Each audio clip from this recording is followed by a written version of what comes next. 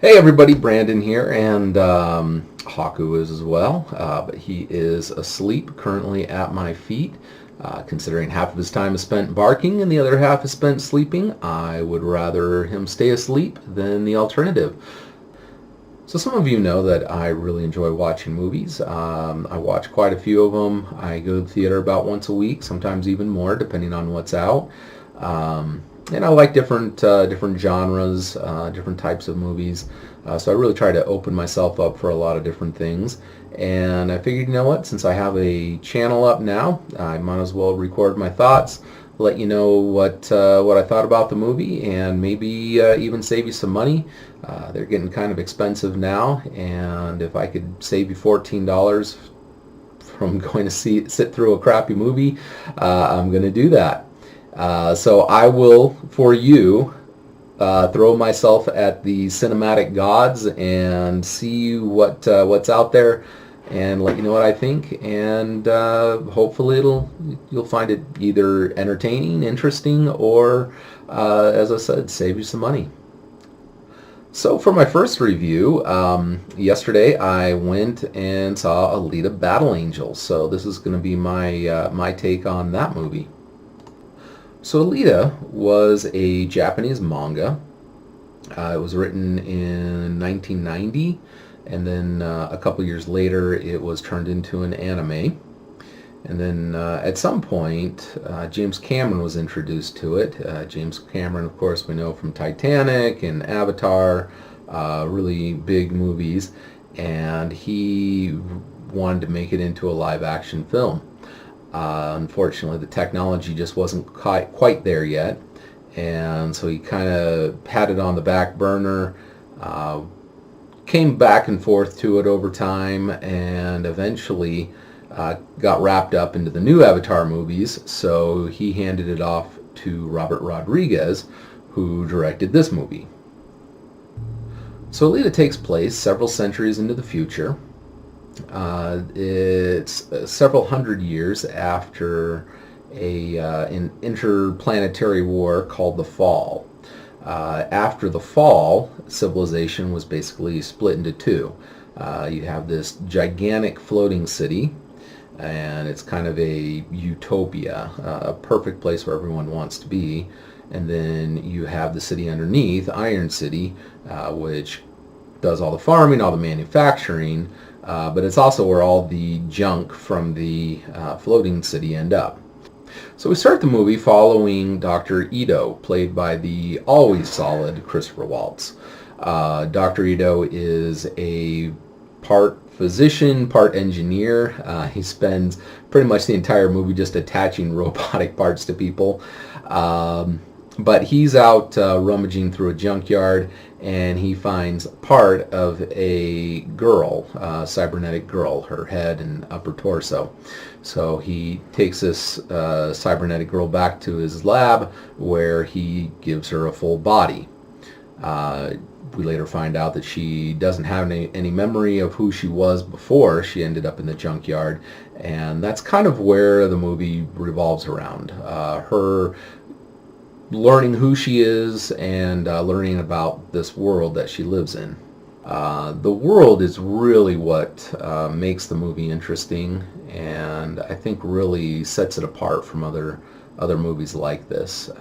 It really reminded me a lot of Blade Runner. Very gritty, very dark. In fact, if you're planning on seeing this movie, I should let you know up front, this is a brutal movie. The action sequences are fantastic, but they are very rough. This is not a kid's movie. It is a hard PG-13. I'm actually surprised it wasn't R, based on some of the things that I saw. Now, I know what you're thinking. Brandon, what you've described is interesting, but that's not really giving us the plot. Well, without going into any spoilers here, that pretty much is the plot. There really isn't a lot of story to this, which is kind of one of its weaknesses. It really is just Alita getting by. Now, it does kind of pick up later on. There are a couple of little subplots that pick up, but that's really the majority of the movie. Now, all that said, I really, really enjoyed this movie. It was a lot of fun. The first thing was the CGI in it was absolutely amazing.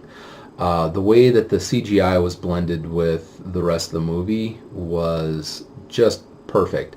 Uh, Everything was so detailed. It was to the point where it was almost too perfect, if that's possible. It was just amazing to look at, amazing to watch. The city, the characters. Alita herself is probably the best rendered CGI character I've ever seen. The way that she's able to emote, the expressions that we get, just everything. Very, very smooth, very nice.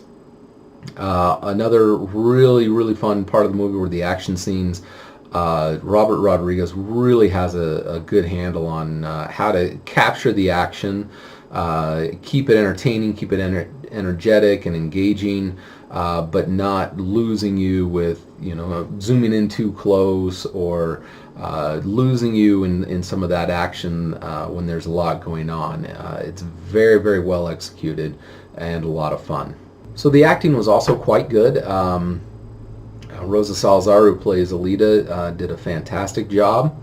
Again, a lot of it falls on to the CGI work. If the character was not as emotive as they made her, it probably would have fallen flat.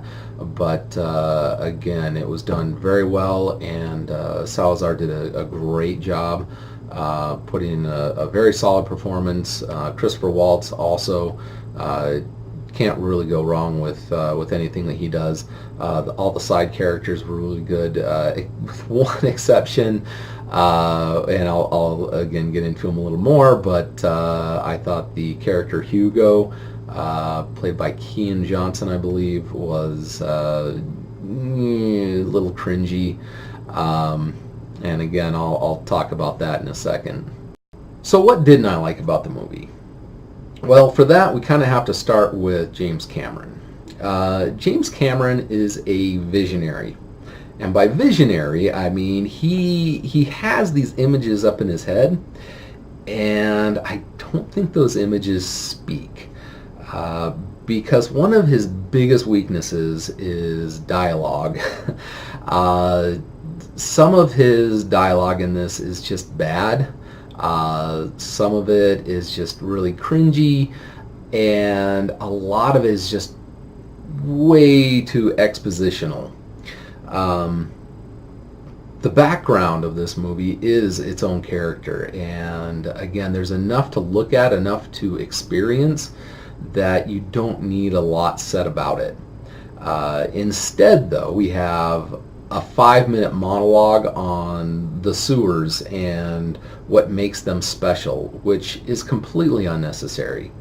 Not only is it unnecessary, but it really, for a second at least, pulls you out of the movie and kind of just slaps you in the face a little bit and says, hey, this is important, look at it, and then puts you back in. So another thing that I really didn't like was the romantic subplot. It just didn't need to be there. The dialogue, again, was not pleasant to listen to. There was no chemistry between Hugo and Alita. And honestly, it just didn't add anything to a movie. And that's saying a lot, considering just how thin the plot actually was. But even then, it could have been much, much more streamlined without this really cringy, awkward subplot. So that wasn't any fun.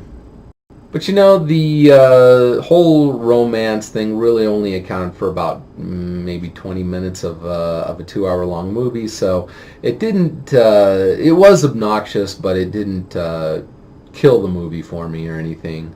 I just could have done without it. Overall, again, really, really good movie. A lot of fun. Great action scenes. Beautiful to watch.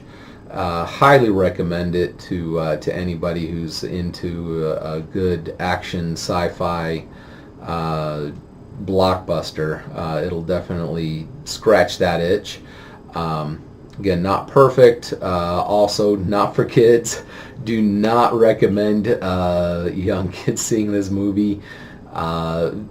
13 would definitely be the absolute minimum I would recommend a kid seeing this movie at. But again, a lot of fun, and hopefully we get to see another one. There's enough material, I think, that they could definitely do it. It did leave off on a really fun cliffhanger. Little cameo there. Again, not going to spoil it, but stay to the end and see it. But yeah, hopefully you like this review. If you do, leave a thumbs up. If you disagree, or if you have anything you want to say about the movie, let me know in the comments. And if this is your first time at the channel, subscribe. Go ahead and watch my other stuff, mainly about my dog, who surprisingly did not make an appearance here, but maybe next time. And I'll come out with another video soon. Thanks.